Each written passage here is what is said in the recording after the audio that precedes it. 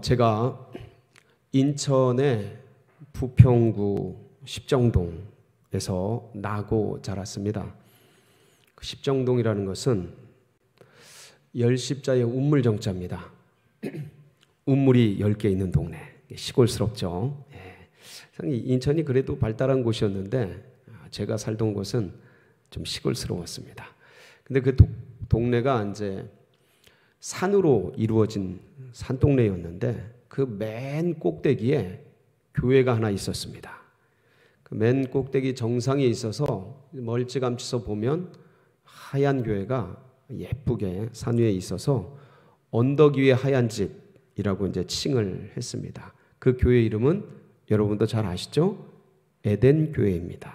제가 거기서 초등학교 4학년 때부터 이제 신앙생활을 하고 자라나게 됐습니다.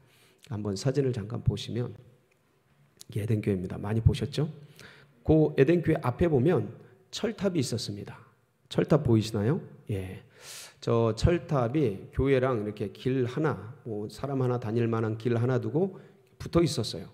그리고 이쪽 편으로는 저희 집과 붙어 있었고, 그래서 저희 집에서 박차고 나가면 30초도 안 걸렸어요. 교회 가는데. 그냥 이웃집이었죠. 저 철탑이, 그리고 가운데가 공터가 있었습니다. 저 철탑은 땅에 바로 세운 게 아니고 이렇게 좀 축대를 쌓아서 그 위에다 철탑을 세웠어요. 그 축대가 한 3, 4m 정도 됐습니다. 그 축대에서 이렇게 내다보면 산 꼭대기였기 때문에 밑이 전망이 좋고 환하게 보였어요. 이렇게 멀리 산 아래 전철 가는 것도 보이고 그랬습니다. 근데 거기에 제가 지금부터 한 40년 전이죠. 이제 중학교가 1학년이 됐을까 2학년이 됐을까 막 그때 A라는 친구와 함께 그 축대 끄트머리에 서서 산을 보면서 대화를 나눴습니다. 신앙에 대한 얘기를 나눴습니다. 근데 그때 제가 그 친구가 이제 교회도 잘 안 나오고 신앙생활을 또 잘 안 하는 그런 친구라서 아마도 예수님 믿으라고 얘기를 했던 것 같아요. 자세히는 기억이 안 납니다. 근데 내가 그렇게 권면했을 때 돌아온 대답은 기억이 나요. 돌아온 대답. 그 A라는 친구가 내가 그런 권면을 했을 때 뭐라고 대답을 했냐면, 야, 예수님 사생아잖아. 그 얘기를 듣는데 너무 충격적이었어요. 그러니까 어떻게 그런 말을 할 수가 있고 어떻게 그런 생각이 들 수가 있고 그럴까? 그러니까 그 말 자체가 너무 충격적이었어요.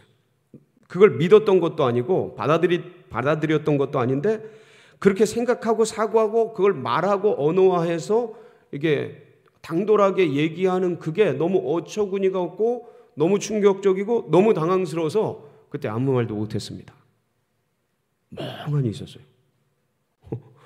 뭐 무서워서 겁나서도 아니고 그러니까 그때는 뭐 어몰하고 뭐 그 경외하고 뭐 그런 건 아니지만 그 중학교의 그 신앙 속에서 어떻게 예수님을 저렇게 말하지 하는 그 충격 때문에 아무 말도 못했습니다. 근데 40년이 지나서 제가 이 자리에서 이 얘기를 전에도 간증은 얘기를 나눴습니다. 근데 이렇게 자세하게 나누진 않았어요. 여기서 명확하게 말씀드리겠습니다. 예수님은 사생자가 아닙니다. 왜 그런 거 하면 사생자라는 것은 법률적으로 부부 이외에 남녀가 낳은 자식을 사생아라고 합니다. 정의. 제가 사전도 찾아가지고 정의로 기록을 해놨습니다. 법률적으로 부부가 아닌 남녀 사이에서 태어난 아이, 혼외자. 자, 부부가 아닌 어디에서요? 남녀 사이에서 태어난 자를 사생아라고 합니다. 근데 주님은 남녀 사이에서 태어나시지 않으셨어요. 그래서 사생아가 아닙니다. 40년이 지나서 이 대답을 전하고, 그리고 오고 오는 만세대에게 주님은 사생아가 아니시라, 남녀 사이에서 태어난 존재가 아니시라, 인간적인 방법으로 태어난 분이 아니라 성령으로 잉태된 분이라는 것을 오고 오는 세대들에게 천명하며 선언하며 이렇게 알리게 됩니다. 얼마나 감사한지 모릅니다. 근데 저 때는 사생아가 아니면 누구지? 사람 사이에서 나지 않았으면 어떻게 된 거지? 이 고민을 누구도 했을까요? 이 고민을 요셉도 했던 겁니다. 오늘 우리가 읽은 이 본문에 기록된 요셉도 했던 거예요. 나는 안 잤는데 쟤는 아기가 뱄네. 우리 둘이는 지금 요셉과 마리아는 약혼한 상태인데, 이 당시에 이스라엘의 약혼은 그냥 약속 정도가 아니에요. 법적으로 결혼이랑 똑같은 효과가 있었습니다. 그래서 그것을 지금 약혼한 상태에서 다른 남자나 다른 여자랑 동거하거나 뭐 동침하면 간음죄라 그래서 돌로 쳐 죽였습니다. 왜? 예수님이 현장에서 잡힌 간음한 여인을 사람들이 데리고 와서 예수님에게 이거 어떻게 해야 되냐고 할 때 죄 없는 자가 먼저 돌로 치라 그러니까 돌을 놓고 다 흩어지잖아요. 이럴 때예요. 이럴 때. 간음한 자는 그냥 돌로 쳐 죽이는 거예요. 그럴 때인데 그 둘 사이에 약혼이 있었어요. 요셉과 마리아 사이에. 그런데 오늘 말씀을 보면 요셉은 동침한 적이 없어요. 왜냐하면 약혼 기간에는 동침을 안 하거든요. 이게 법이에요. 유대법. 그렇지만 결혼한 거랑 똑같아요. 법률적으로. 기다리는 거죠. 서로 준비하면서. 남편은 집을 준비하고 여인은 여인으로서 살림할 걸 준비하고 그러면서 기다리는데 나는 잔 적이 없는데 마리아의 배는 불러오고 임신한 티는 나고. 오늘 보세요. 18절 말씀 뭐라고 기록이 되어 있습니까? 이렇게 기록이 되어 있죠. 한번 보겠습니다.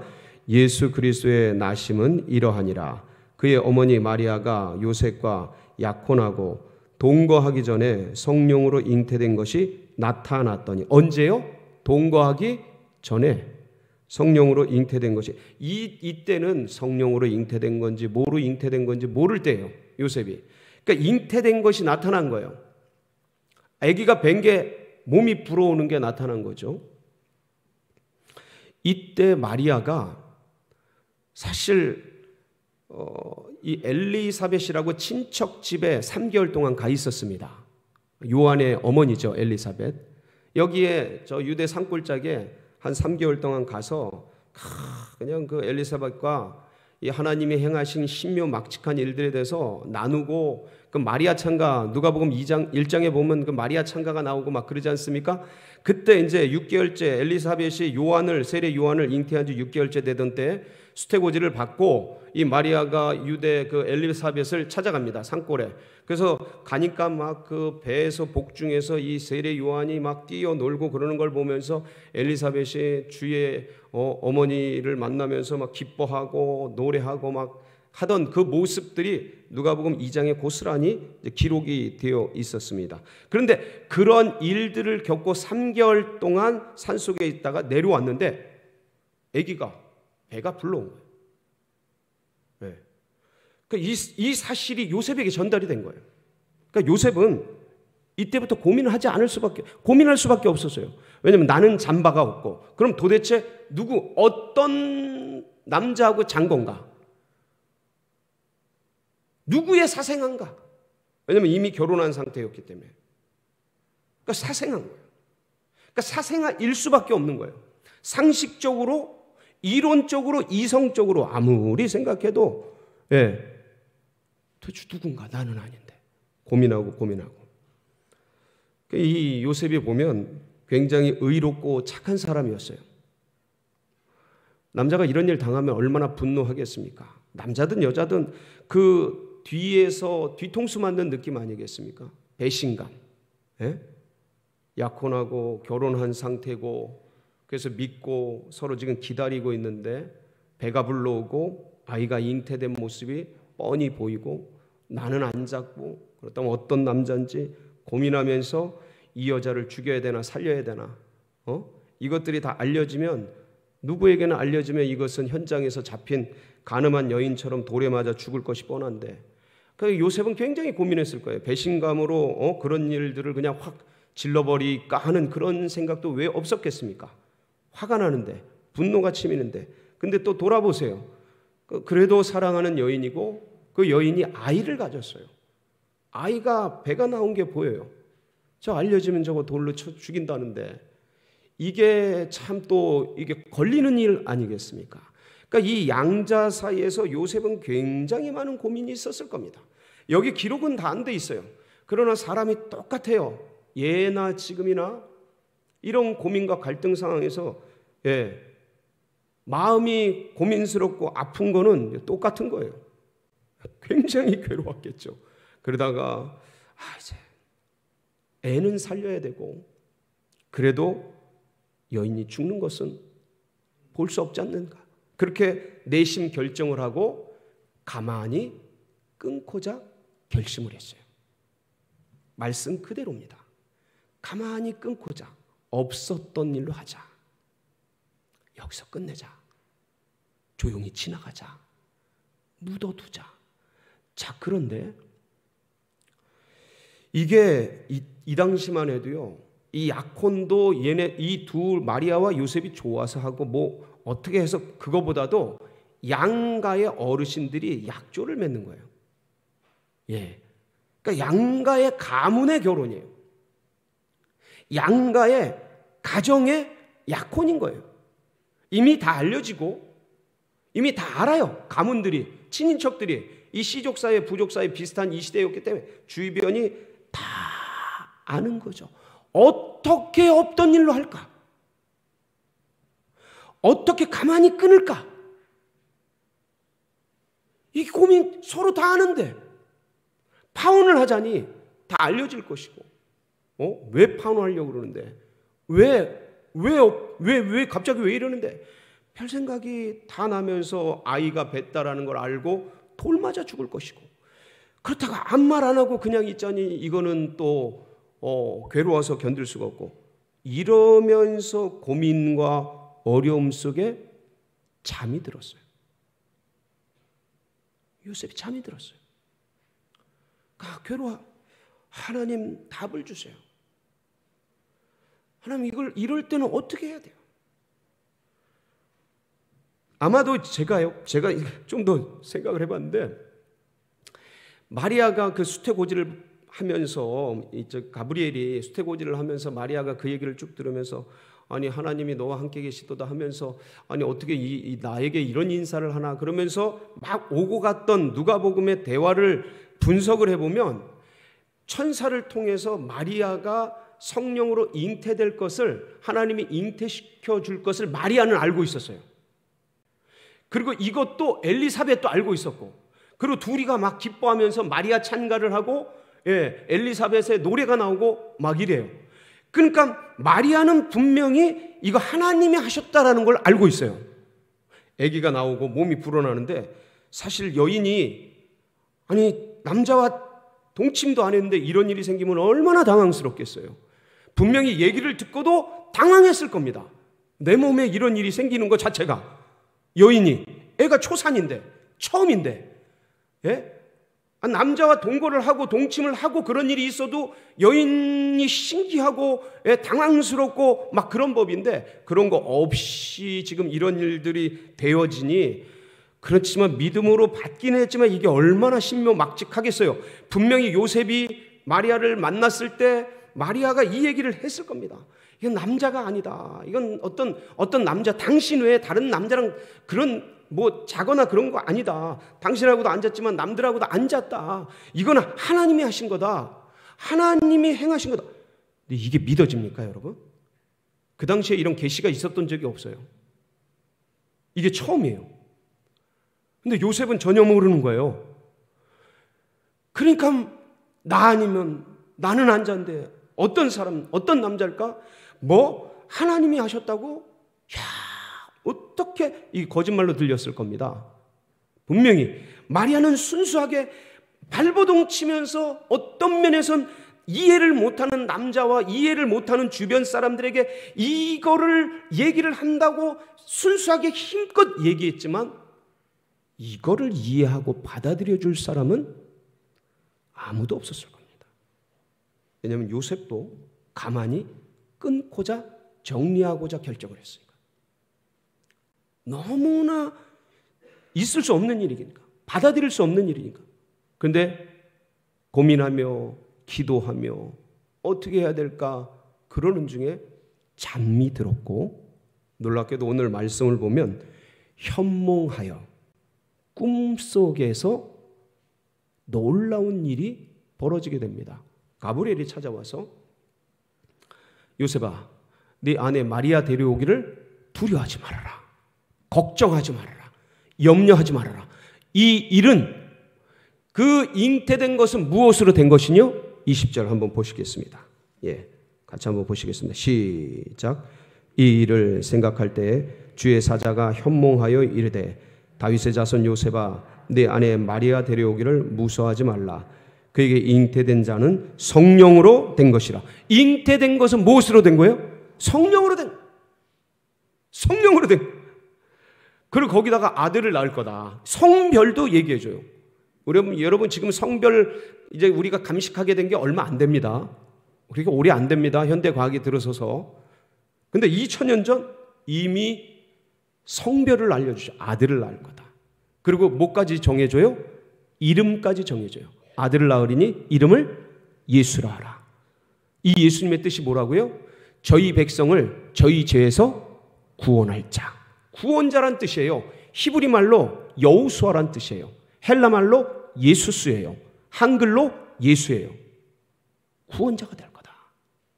만 백성의 구원자가 될 거다라는 이름까지 알려주면서 깬 거예요. 꿈에서 깬 거예요. 이거 누가 얘기했던 거예요? 마리아가. 그 간절한 눈빛으로 진짜 난 딴 사람하고 앉아서 하나님이 하신 거예요. 이게 확 그러면서 요셉은 하나님이 하셨구나 라는 걸 받아들이게 돼요. 그리고 마리아를 데려옵니다. 자, 그런데 하나님이 하셨다라는 건 알지만 무슨 일이 어떻게 되어진지는 요셉이 알았을까요? 몰랐을까요? 절대 몰라요. 왜냐하면 이거는 이성적으로, 논리적으로, 상식적으로 알 수 있는 것이 아니기 때문이에요. 이거는 하나님의 신비예요. 하나님의 역사예요. 하나님의 신묘막측한 역사였던 겁니다. 다른 것으로는 알 수 있는 길이 없어요. 그래서 이거는 체험해야 하는 거예요. 경험해야 하는 거예요. 이건 영으로 아는 거예요. 제가 초등학교 4학년 때부터 이제 교회를 나갔다 그랬지 않습니까?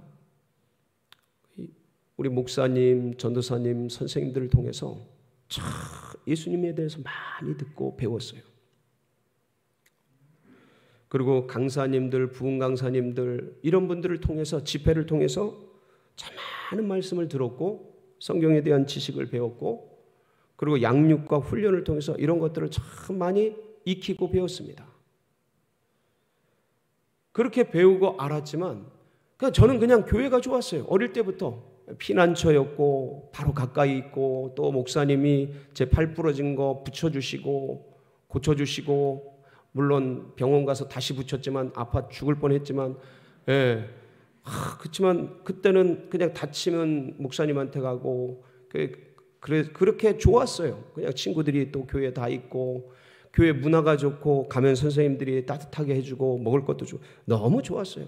그래서 그냥 그분들이 좋아하는, 그분들이 믿는 거 그냥 믿었어요. 그분들이 가르쳐 주시는 거 진실이라고 믿고 그냥 받아들였어요. 다 따랐어요. 기도도 열심히 하고 주일도 열심히 나가고 다 그랬어요.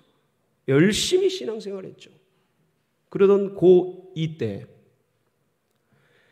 그때 저를 가르쳐 주셨던 최근수 목사님이 이제 추곡으로, 강원도 추곡으로 이제 떠나시고 우리끼리 남아서 기도하던 중에 그 유치부실 옆에서 막 기도하던 중에 갑자기 하늘에서 불이 떨어졌어요.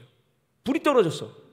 그러면서 떼굴떼굴 구르면서 제 안에서 어떤 일이 일어났냐면 제 안에 우주의 블랙홀 같은 엄청난 쇳덩어리가 있는 거예요. 근데 이거는 사람이 어떻게 할 수 있는 게 아닌 거예요. 어떻게 할 수 있는 게 아니야. 이거는 이래서 죄인이구나. 그런 환상, 이걸 뭐라고 표현해야 될지 모르겠어요. 그런 게 막 보이면서 막 뜨거워서 떼굴떼굴 구르면서, 그런데 그 우주보다 더 큰 블랙홀 같은 게 내 안에 있는데 그게 죄인데, 이건 딱 알아요. 이건 사람이 어떻게 할 수 있는 게 아니다. 근데 예수님이 그동안 수없이 들어왔던, 그리고 알아왔던, 그리고 성경 퀴즈 때문에 외우고 익혔던 그 예수님이 날 위해 죽으셨다는 그 말씀이, 그 죄를 보니까 믿어지기 시작하는 거예요. 그러니까 이거는 믿어지더니 그러면서 감격하고, 죄 때문에 고통스럽고 예수님의 그 십자가와 부활의 은혜가 너무 감사하고 감격해서 너무 좋아서 막 그러면서 이 영적인 경험을 그때 했어요. 그러고 나니까, 체험하고 경험하고 나니까 그 세계가 어떤 세계인지를 알겠는 거예요. 그동안도 믿어왔죠. 그동안도 믿어왔어요. 수많은 우리 선생님들, 전사님, 목사님들이 얘기한 거 제가 추워도 의심한 적이 없어요. 정말 좋았거든요. 그분들이 말씀하시는 거. 근데 따랐는데 이 믿음하고 뭔가 달라요. 뭔가 달라. 이게 길라잡이겠죠. 이것 때문에 글로 갔겠죠. 근데 이거는 그러니까 이게 이제 나중에 알게 된 거예요. 이게 성령의 역사구나. 그걸 통해서 예수 그리스도를 내가 믿는 게 아니고 믿어지게 됐구나. 그걸 배우게 된 거예요. 알게 된 거예요. 와, 그러면서 고백한 게 뭐냐면, 그 블랙홀 같은 죄를 가진 나에게 어떻게 그 거룩하신 예수님이 그 죄를 용서해 주시려고 십자가에 지시고, 그리고 내 안에 이런 놀라운 역사를 일으키시는가. 내주하시고 거주하시면서 이 황홀한 기쁨을, 진짜 그때 너무 좋아가지고요, 어떻게 이런 황홀한 기쁨을 맛보게 하는가. 이게 너무 황홀했어요. 너무 기쁘고 너무 행복하고 너무 즐거웠어요. 이 현상을 마리아가 경험한 거예요. 처음으로. 그런데 이 일들을 사도들은 계속 얘기를 했어요. 그 뒤에 이런 일들이 이것이다. 처음에 천사들을 통해서 예수님이 하늘의 영광 이 땅엔 평화의 이름으로 오실 것에 대해서 막 가브리엘이 천사들과 함께 노래하면서 계시를 하잖아요. 목자들에게, 양치는 목자들에게 이 계시를 한다고요.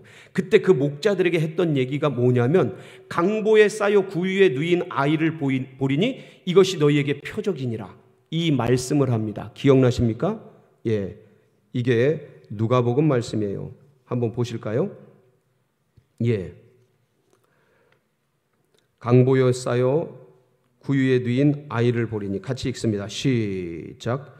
너희가 가서 강보에 쌓여 구유에 누여 있는 아기를 보리니 이것이 너희에게 표적이니라 하더니. 자, 이 표적이다, 이게 표적이다, 이 표적이라는 뜻에 두 가지가 있어요. 그러니까 이 말의 의미가 두 가지가 있어요. 하나는 뭐냐면 그 목자들에게 얘기하는 거예요.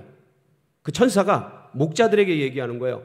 가서 너희들이 베들레헴에 가면 그렇게 지금 이 구유에 그 짐승들이 있는 거기에 누여 있는 그 여인이 있을 것이고, 거기에 이렇게 강보에 쌓여서 구유에 누워 있는 아기가 있을 거다.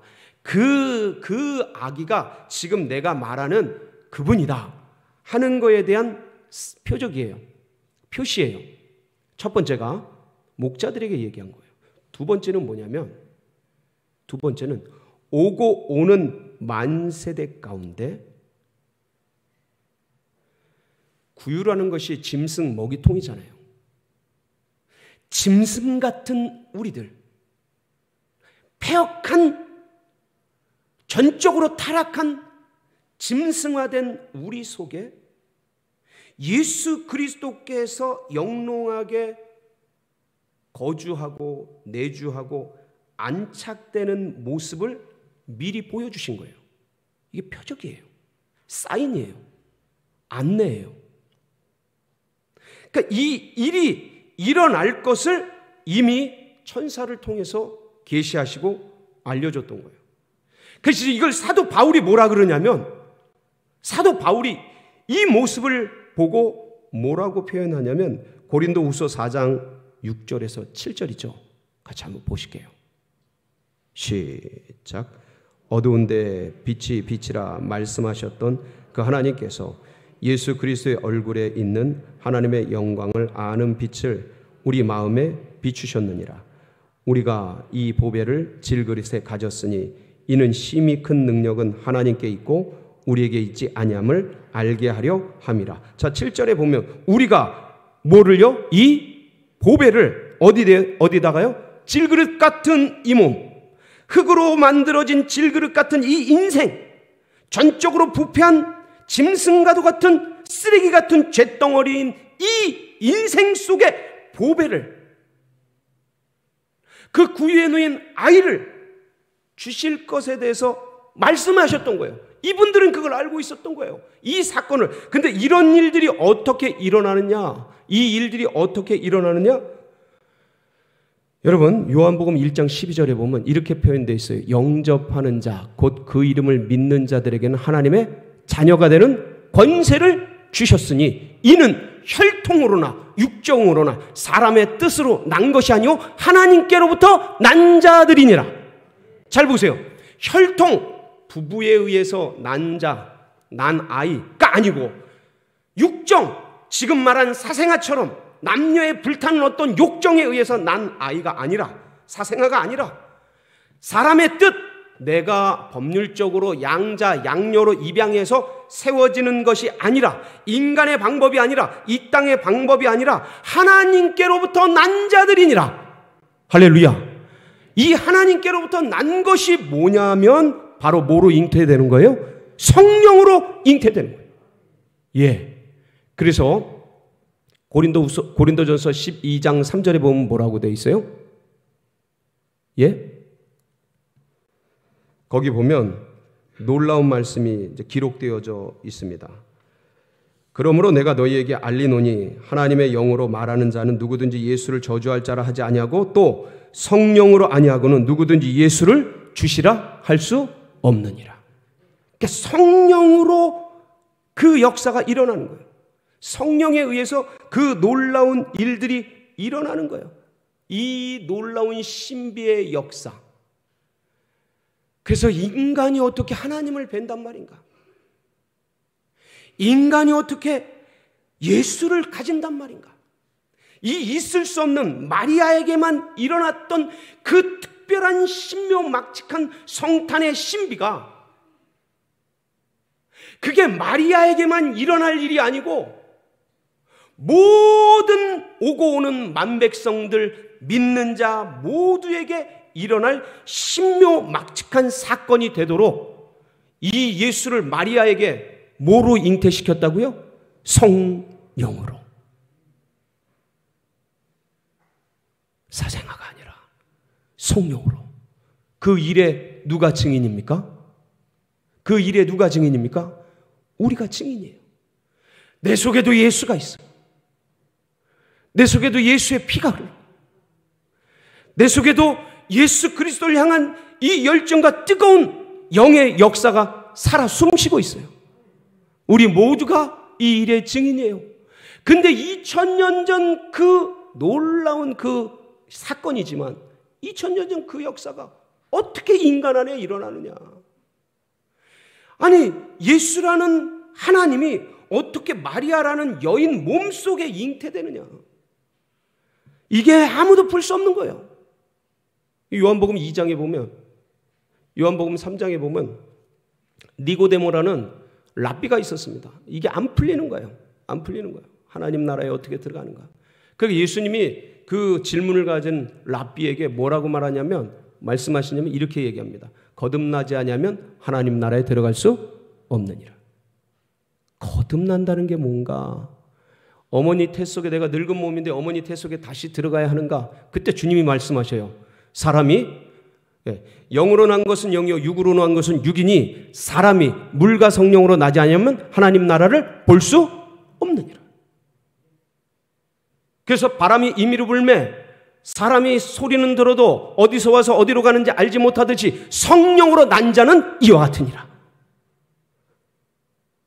이 성령으로 예수가 성탄하듯이 2000년 전 성탄하듯이 2000년 전 십자가 부활로 그렇게 우리 죄를 씻어주시고 영생의 소망을 위해 부활하셨듯이 그 성탄하신 그 십자가에 죽으신 그리고 부활하신 그 예수 그리스도의 그 모든 사역과 일과 역사가 성령에 의해서 지금 여기서 2000년이 지난 오늘날 여기서 재현되고 그리고 그대로 역사되고 그때 그 역사가 지금 여기서 일어나고 살아있는 실제가 되고 이게 생명이 되고 우리에게 이것은 지금 현실에 있는 이런 모든 실제보다 더 실제로 우리 가슴속에 믿어지는 기가 막힌 은혜가 무엇에 의해 이루어진다고요? 성령의 은혜. 그게 우리의 뇌도 잉태된 거예요. 그리고 이 잉태된 예수는 성령에 의해서 계속해서 자라가고 그래서 그리스도의 장성한 분량까지 여러분 자라가시길 주의 이름으로 축원합니다. 그러니까 이 잉태되고 내 안에서 믿어지고 영접한 이 그리스도 예수를 여기서 멈추신 것이 아니라 정말 믿음의 분량, 장성한 분량까지 그리스도의 장성한 분량까지 자라가도록 축원합니다. 그러기 위해서 뭐 해야겠습니까? 우리는 오늘도 기도합니다. 오늘도 우리는 주님을 붙잡습니다. 오늘도 우리는 성령의 충만함을 사모하며 나갑니다. 그래서 2000년 전 그 사건이 거기서 끝난 것이 아니라 지금 여기서 내 안에서 잉태되고 머무는 것이 아니라 이것이 날마다 계속되고 이것이 나에게서뿐만 아니라 온 세계 가운데 흘러가도록 이 성탄이 내게서만 끝나는 것이 아니고 이 성탄이 문화적으로 즐기는 것뿐만 아니라 바로 그 영혼 속에 성탄이 되도록 성령님 마음껏 역사하여 주시옵소서. 사모하며 기도하며 나가는 우리 모든 성도님들 되시길 축복합니다. 같이 기도하시겠습니다.